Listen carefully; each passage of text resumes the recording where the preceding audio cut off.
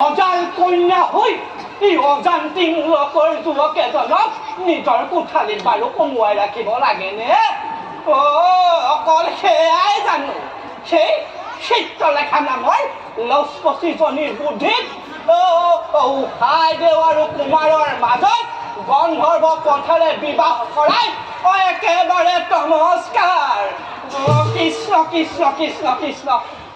এই বাৰ্তা যদি মই ৰজাক দিওঁগৈ, ৰজাই বাৰু মোক মানুহ কৰি থবনে?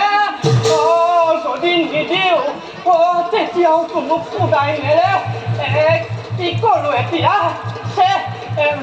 বতৰা দিবলৈ ৰাজহাউলিলৈ যোৱা কাৰোবাক লগ পোৱা হ'লে ৰজাৰ ওচৰলৈ বাৰ্তাটি দি আওকতি পুঁজি বহি অন্তৰ্ধান কৰোঁহেঁতেন।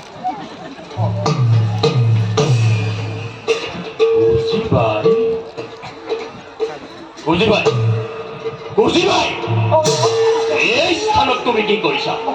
তোমাৰ দায়িত্ব আছিল উষা দেৱীক নিৰীক্ষণ কৰা। কৰ্তব্যত গাফিলতি কৰাৰ পৰিণাম কিমান ভীষণ তুমি নাজানা বুজিবাই। দেউতা কৰ্তব্যৰ তাগিদাত পৰিহে মই ৰাজঘৰলৈ বুলি আহিছিলো। কথা অতিকে গুৰুতৰ। সেইবাবে মোৰ দেখা একেবাৰে সৰক বৰক একো আদিতে নাপায় মই এই ঠাইতে থমকি ললো। কি হ'ল বুজিবা? ভয়ত বিতত হৈছে কিয়? ব্যক্ত কৰা, কি হৈছে তোমাৰ? সেনাপতি দেউতা কি কম, কথাষাৰ বেকত কৰিবলৈ মোৰ জিভাকে লৰচৰ কৰিব পৰা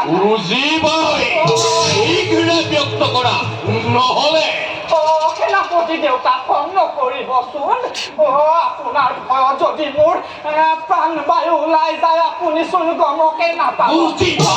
সেনাপতি দেউতা উষাইদেউ গোপন কক্ষত কোনোবা অচিন যুৱকে প্ৰৱেশ কৰিলে।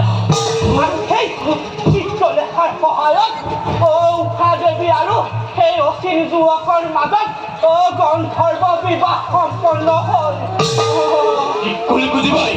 সেনাপতি দেউতা উষা দেৱীৰ গোপন কোঠালিত কোনোবা অচিন যুৱকে প্ৰৱেশ কৰিলে।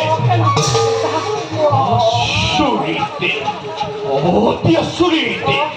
অভেদ্য দুৰ্গ ভেদ কৰি এনেদৰে সোমাল সেই লম্পট যুৱক। নিশ্চয় নিশ্চয়তো মহাৰাজৰ বিৰুদ্ধে। একেবাৰে জমৰ দক্ষিণ দুৱাৰ দলি দেখি আহিল। সেনাপতি যিহে উগ্ৰ মূৰ্তি আৰু মই প্ৰাণবায়ু ওলাই যাব বুলি ভাবিছিলো। পিছে সেই নেদেখাজনৰ কৃপাত ৰক্ষা পৰিল। এই সুযোগতে মই এই স্থান পৰিত্যাগ কৰাই মংগল হ'ব। যাওঁ। কৃষ্ণ কৃষ্ণ কৃষ্ণ কৃষ্ণ কৃষ্ণ কৃষ্ণ কৃষ্ণ কৃষ্ণ কৃষ্ণ কৃষ্ণ।